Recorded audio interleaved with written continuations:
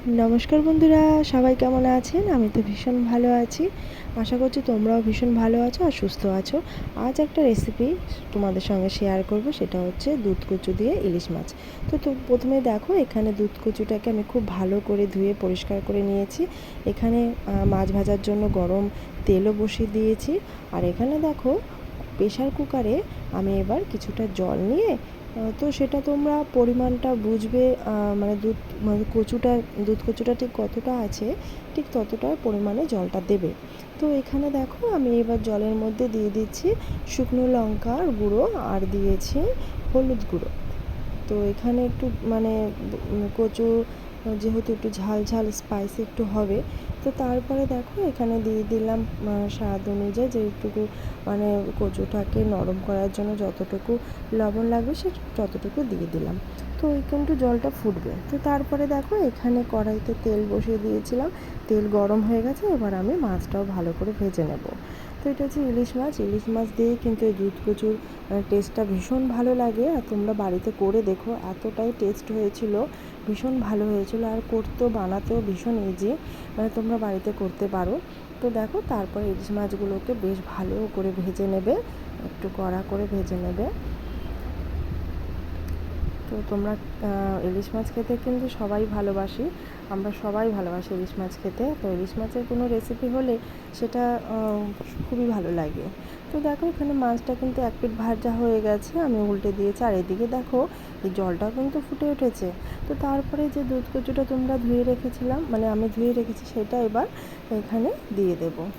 তো দেখো, এবার দুধ কচুটা এবার পুরোটাই যতটা আছে, তো এবার কুকারে এবার এটা দিয়ে দেবো। এবার একটু ভালো করে এখানে একটু সেদ্ধ হবে, একটু নরম হবে, যেহেতু একটু নুন দিয়ে দিয়েছিলাম, তো সেই জন্য কচুটা কিন্তু একদমই নরম হয়ে যাবে।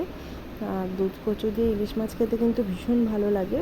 তো তারপরে দেখো, ইলিশ মাছগুলো ভাজাও হয়ে গেছে। তো তারপরে এবার এতে দিয়ে দেবো জিরে ফোড়ন।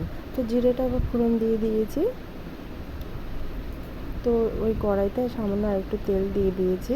তো তেল দিয়ে এবার আমি জিরে ফোড়নটা দিয়ে দিয়েছি। এবার দেখো, যে কচুটা দেখতে পাচ্ছিলে, ওই কচুটা কিন্তু সামান্য একটু সেদ্ধ হয়ে গেছে। তো তারপরে কী করছি, একটা হাতা দিয়ে সেই কচুটাকে আস্তে আস্তে মানে তেলের মধ্যে দিয়ে দেবো। তো দেখো, একবারে ওখানে কিন্তু কচুটাও কিন্তু নুন লঙ্কা হলুদ দিয়ে আমি সেদ্ধ করে নিয়েছি, মানে সেই জল শুদ্ধ এখানে এবার সেটাকে ঢেলে দেবো। তো দেখো, এখানে ফোড়নটা দিয়েই আমি কিন্তু এবার ওটা দিয়ে দেবো। তো তারপরে এটা বেশ ভালো করে একটু ফুটতে দিতে হবে। তো তারপরে এবার একটু ফুটে উঠলে এবার এটা দিয়ে দেবো একটু জিরের গুঁড়ো, ভাজা জিরের গুঁড়ো একটু ওপর দিয়ে দিয়ে দেবো। এটা কিন্তু তোমরা চিংড়ি মাছ দিয়েও করতে পারো, চিংড়ি মাছ দিয়েও কিন্তু দুধ কচু বেশ ভালো লাগে। তো তারপরে দেখো, যে ভেজে রাখা ইলিশ মাছ রয়েছে, তো ভেজে রাখা ইলিশ মাছটা এবার আমরা আস্তে আস্তে এই কচুর মধ্যে দিয়ে দেবো।